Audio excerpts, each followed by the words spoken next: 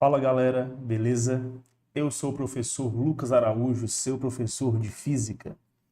Neste vídeo, vamos tratar sobre o assunto mais importante da dinâmica, as leis de Newton, né?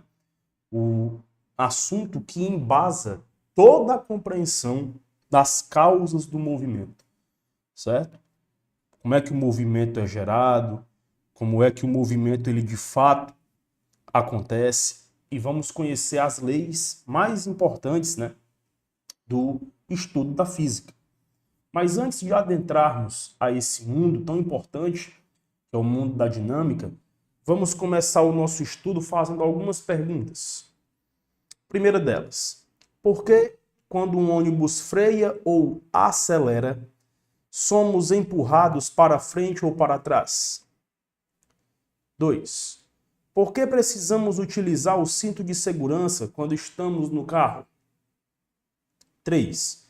Por que não é possível uma pessoa se erguer puxando seu próprio cabelo?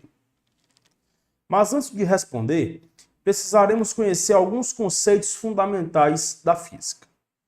Bom, nesse estudo, não dá para a gente falar de leis de Newton sem entender o que é força. As leis de Newton são as leis que determinam como a ação das forças influenciam no estado de movimento ou no estado de momento de um corpo.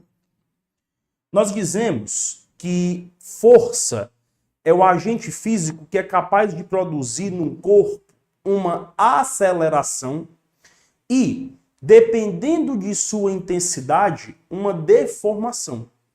Então, a força é o agente físico capaz de provocar movimento ou repouso nos corpos e, dependendo de sua intensidade, a força ela também pode provocar uma alteração na forma dos corpos. Ela pode causar uma deformação, ela pode provocar uma alteração no formato de um corpo.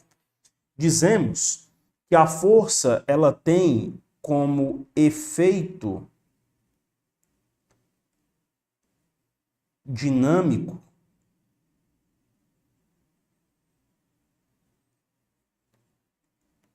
a aceleração. Então, o efeito dinâmico da força é a aceleração. Tudo bem?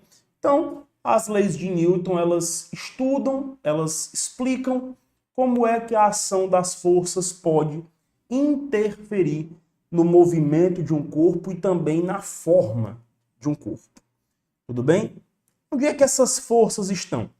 As forças estão presentes em todas as situações cotidianas, até mesmo onde você nem imagina. Sempre há um tipo de força envolvida num fenômeno. Por exemplo, nesse exato momento eu estou aqui no estúdio gravando essa aula para você, eu estou sentado aqui numa cadeira. Aparentemente não tem nenhuma força atuando sobre mim, mas tem sim. Tem sim. Eu tenho massa. Eu estou inserido num campo gravitacional que é o campo gravitacional da Terra. Então tem um peso. Peso é uma força que é vertical para baixo. Inclusive, uma curiosidade, nós empregamos cotidianamente o termo peso de maneira errada. Fazemos o uso errado do termo peso. Professor, por quê? Por que nós fazemos o uso errado, o emprego errado? Porque o peso ele não pode ser verificado numa balança, a não ser que essa balança ela esteja graduada em newtons. Quando você está se sentindo mais fortinho, né, ou mais fraquinho, e você vai a uma balança, você não vai verificar o seu peso. Você vai verificar a sua massa. A balança ela está graduada em quilogramas, certo? E devido a essa graduação, o que você está vendo ali, na verdade, é uma grandeza escalar, que é a massa, sua quantidade de matéria.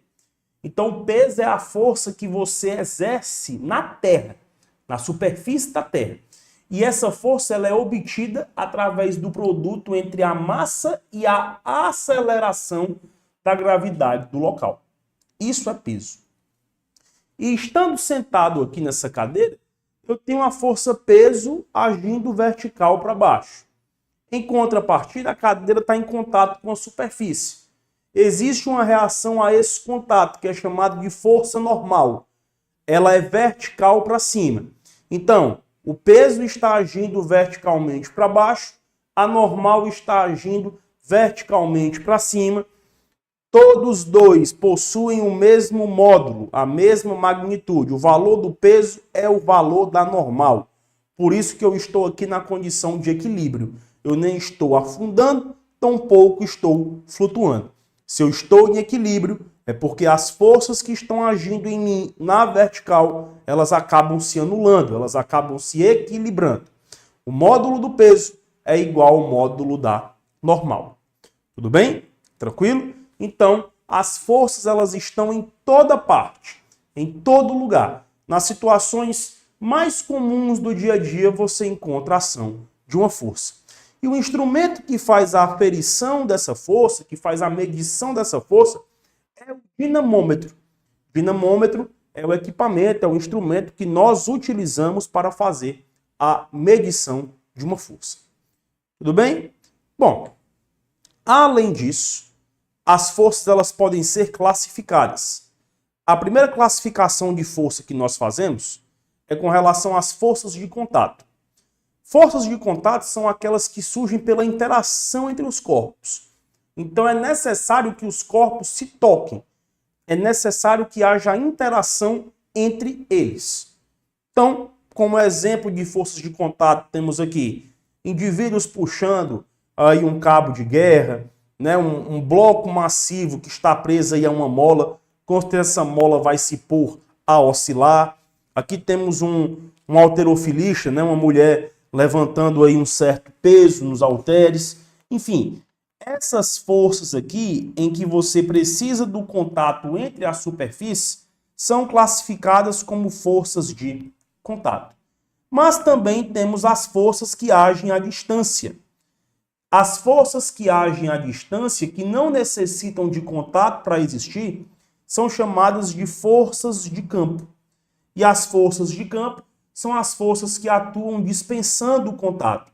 A força gravitacional é um exemplo, a força elétrica é outro exemplo, a força magnética também é um exemplo. São forças que agem numa região. Elas não necessitam de um contato, de um toque para existirem. Tudo bem? Tranquilo? Bom, conhecendo os tipos de força, né? Na verdade, só relembrando, a força ela é um pré-requisito para esse assunto. Nós entramos nas leis da dinâmica, certo? São 3 leis que embasam o estudo dos movimentos. Essas 3 leis elas foram propostas por Sir Isaac Newton, mas há um detalhe. Isaac Newton é uma figura muito emblemática na história da ciência, certo?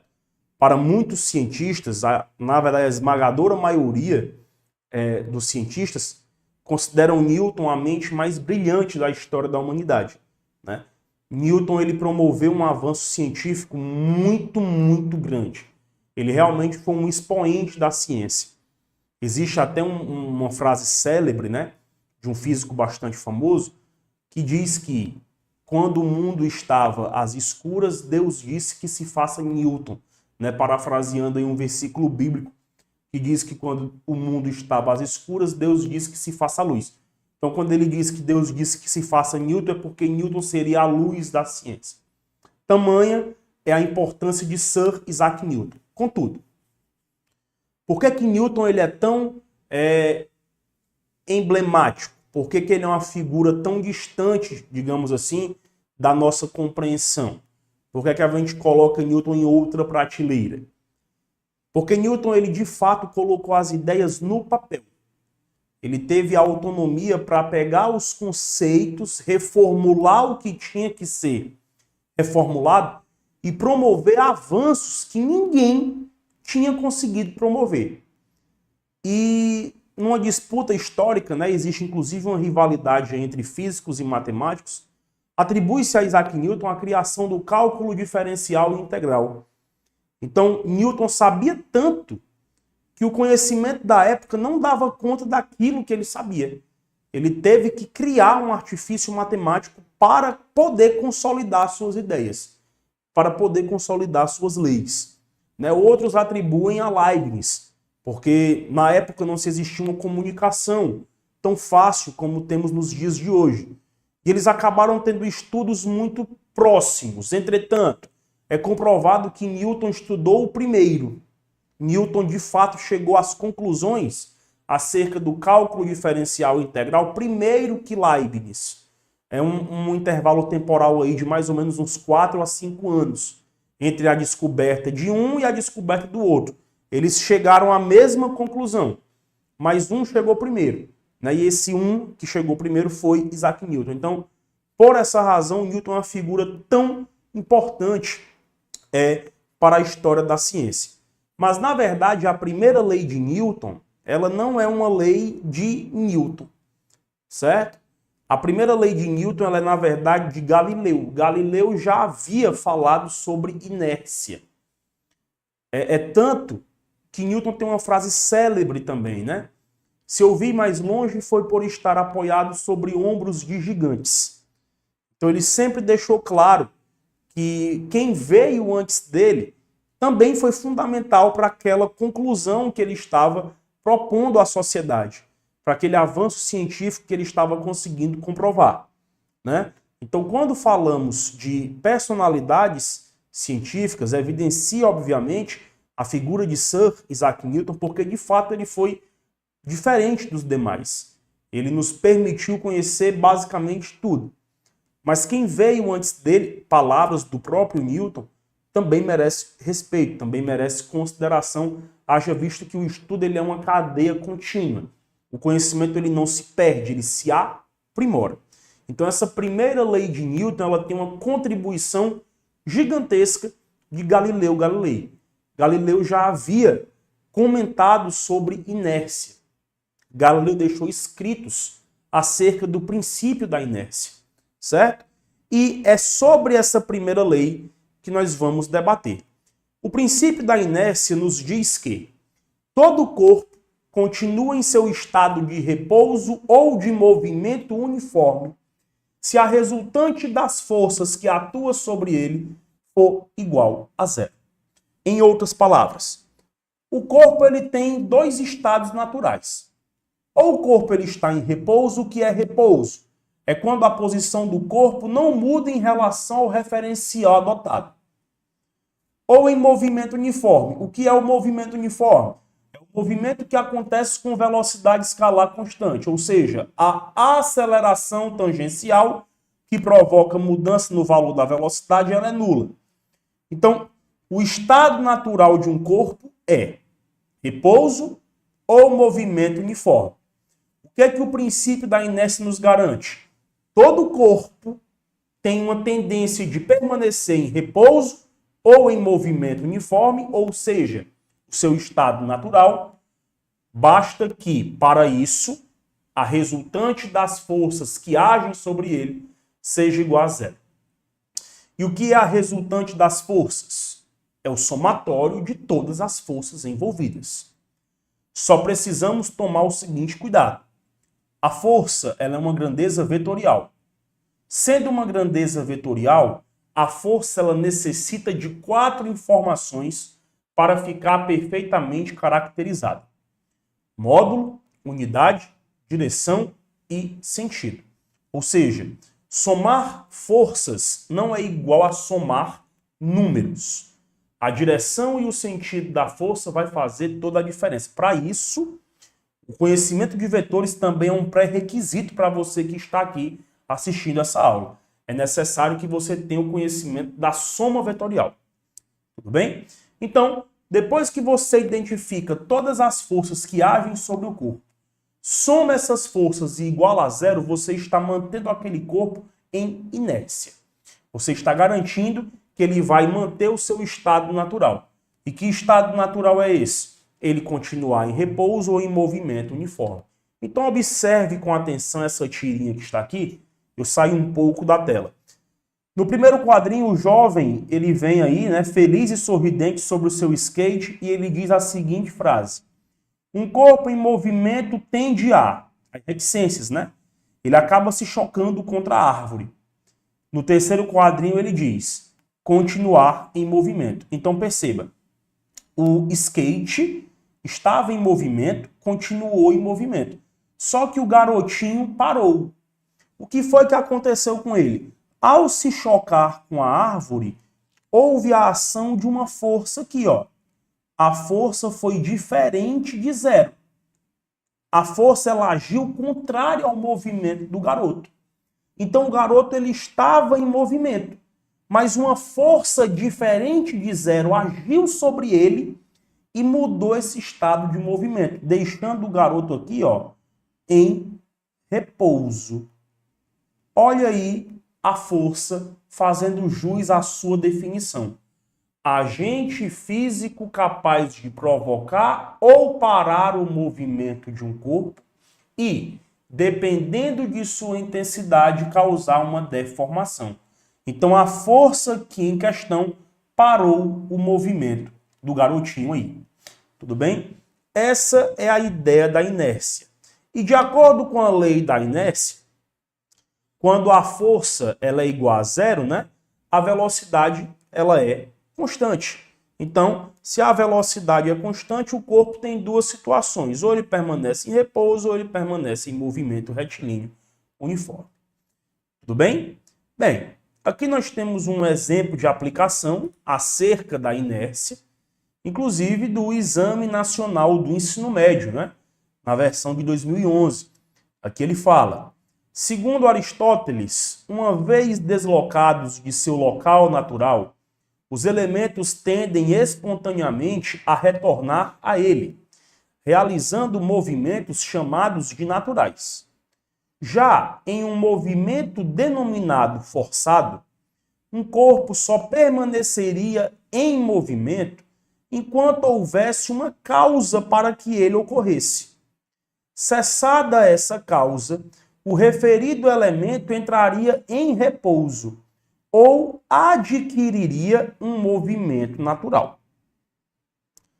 Posteriormente, Newton confrontou a ideia de Aristóteles sobre o movimento forçado. Através da lei da... Moçada, Aristóteles afirmava que todos os objetos tinham um lugar natural. Inclusive, o nome da teoria era essa, teoria do lugar natural, ou teoria do lugar dos corpos. São dois nomes que você pode encontrar nas literaturas. Só que isso não é real. Aristóteles estava errado. Os objetos eles não têm um lugar natural. Os objetos eles têm uma tendência natural. E a tendência natural dos objetos é permanecer em repouso ou permanecer em movimento retilíneo uniforme. Para isso, a resultante das forças tem que ser igual a zero. Newton confronta a ideia de Aristóteles com o princípio da inércia. E o princípio da inércia nos dá como gabarito a alternativa A. Então está aí uma questão muito interessante, confrontando dois conceitos importantes da história da ciência. A teoria do lugar natural, defendida por Aristóteles na Grécia Antiga, e que inclusive passou muitos anos como sendo verdade absoluta, certo? E o princípio da inércia, que é aceito até os dias de hoje, né? Temos aí basicamente 3 séculos após a promulgação das leis de Newton, e até hoje as leis de Newton são aceitas na sociedade, elas de fato funcionam, né? Portanto, letra A é o gabarito desse exemplo de aplicação. Bom, passada a primeira lei de Newton, temos que comentar a segunda lei de Newton, que é o princípio fundamental da dinâmica. O princípio fundamental da dinâmica, vamos ler aqui um trecho extraído do próprio Princípio Matemática, o livro escrito por Sir Isaac Newton, onde as 3 leis do movimento estão inseridas. Ele diz: a mudança do estado de movimento de um corpo é proporcional à força motora imprimida e é produzida na direção da linha reta na qual aquela força foi imprimida. Sir Isaac Newton no Princípio Matemático.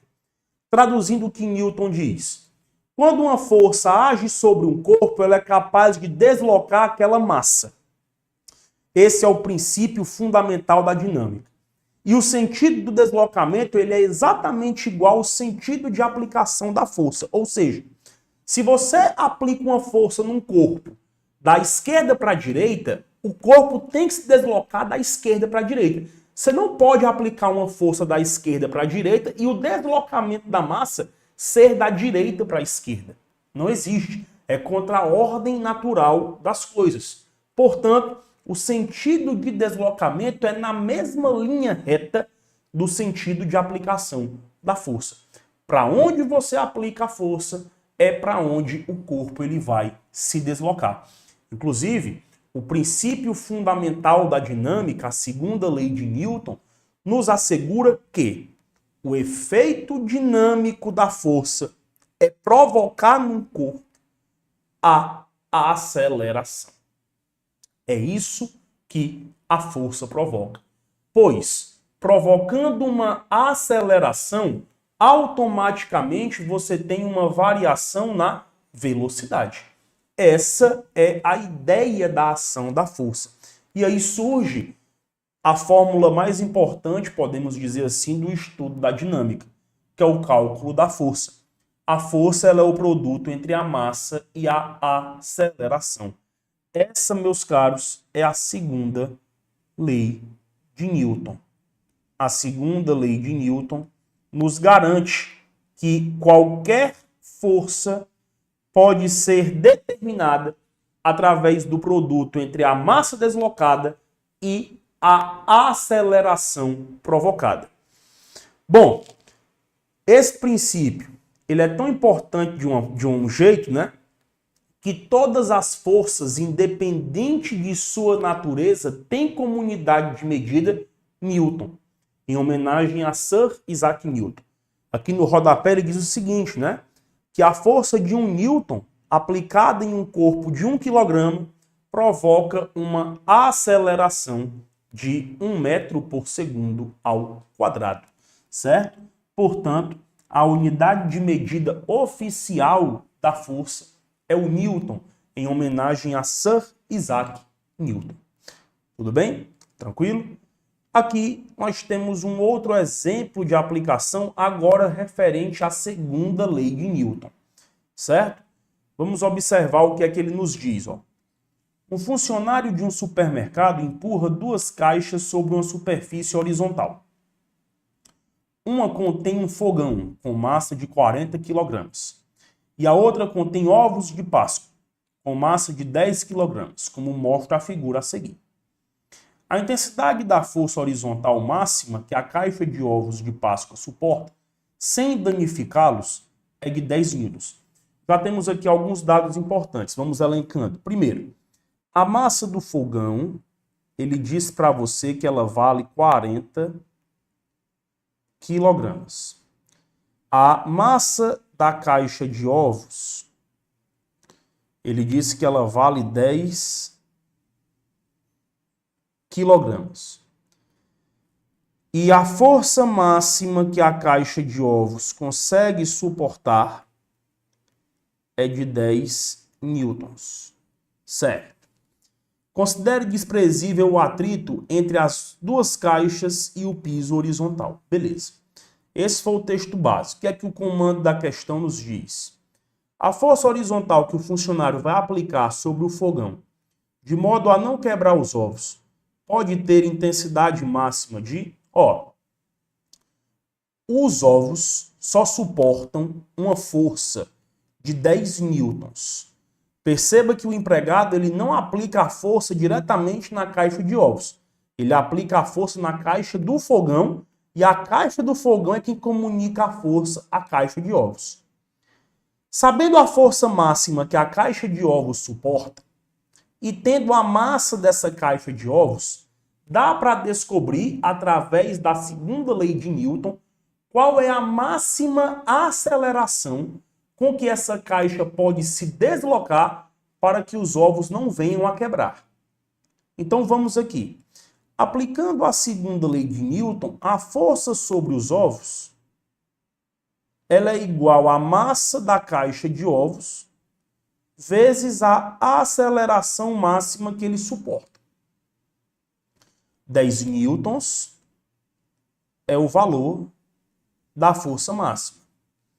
Isso aqui é igual a 10 quilogramas, que é a massa da caixa de ovos, vezes a aceleração máxima com que a caixa pode se deslocar sem que os ovos sejam danificados. A força está em newtons, está no SI, a massa está em quilogramas, está no SI também. Consequentemente, a aceleração também fica no SI, que é metro por segundo ao quadrado. O 10 multiplicando passa dividindo, 10 dividido por 10 nos diz que 1 metro por segundo ao quadrado é o valor máximo de aceleração que a caixa de ovos suporta sem danificar nenhum ovo, mantendo todos os ovos intactos. Maravilha. Então, repare, o empregado ele precisa aplicar uma força F que vai deslocar todo esse sistema aqui, a massa do fogão e a massa dos ovos, provocando nele uma aceleração de 1 metro por segundo ao quadrado. Então, que intensidade de força é essa que ele tem que aplicar? Vamos lá. Aplicando a segunda lei de Newton, a força que o empregado aplica,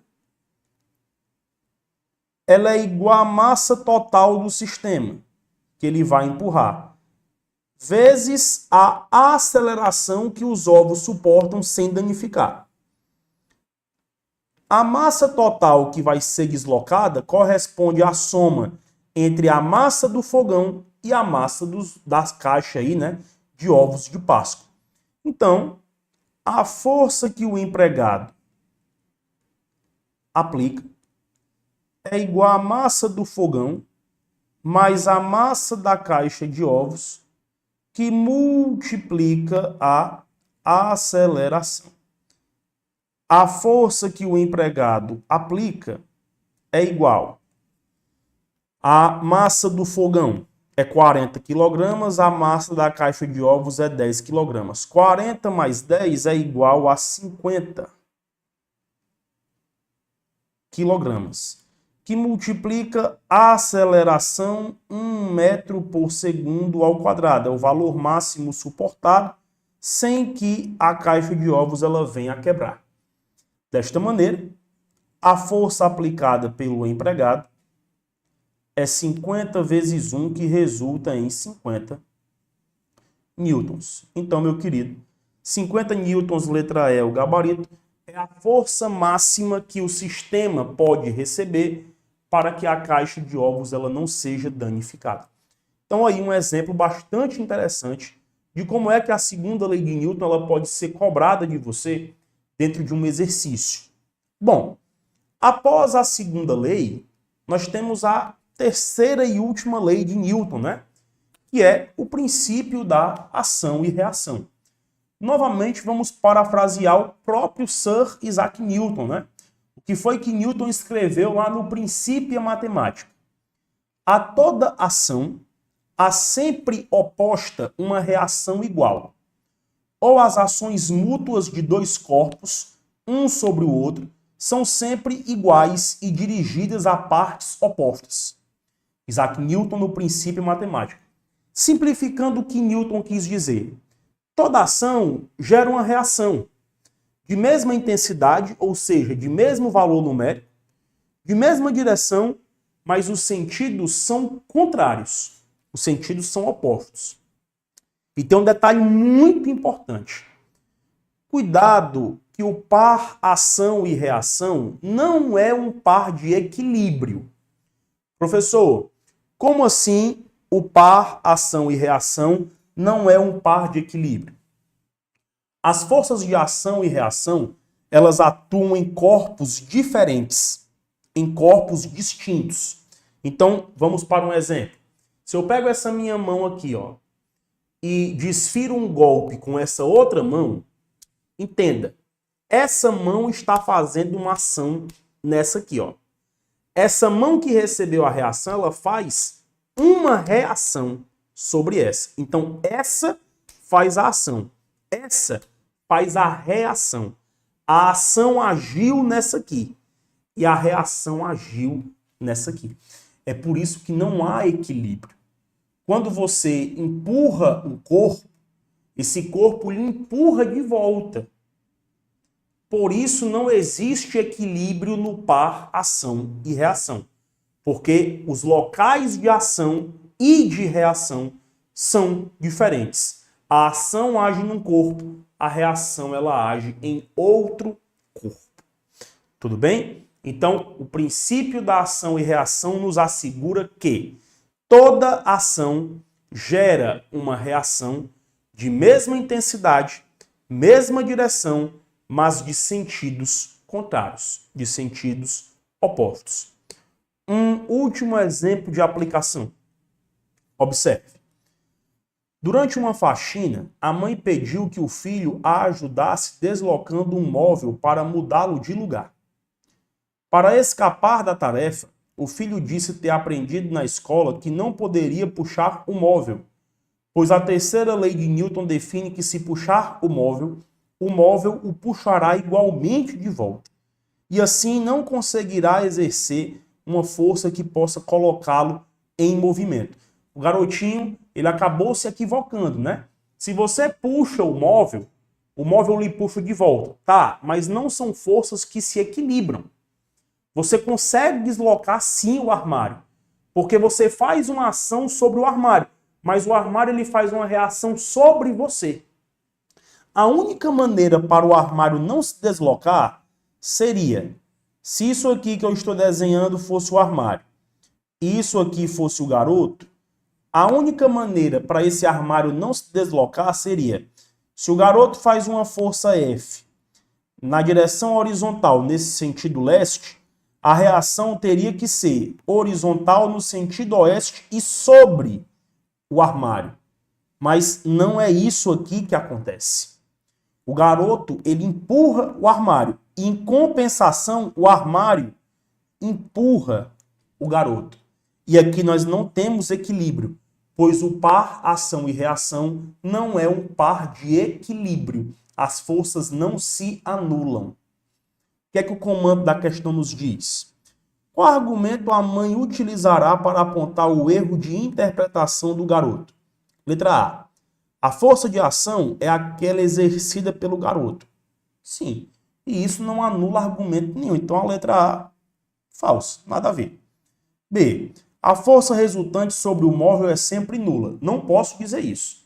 Para a força resultante ser sempre nula, é necessário que haja inércia na situação.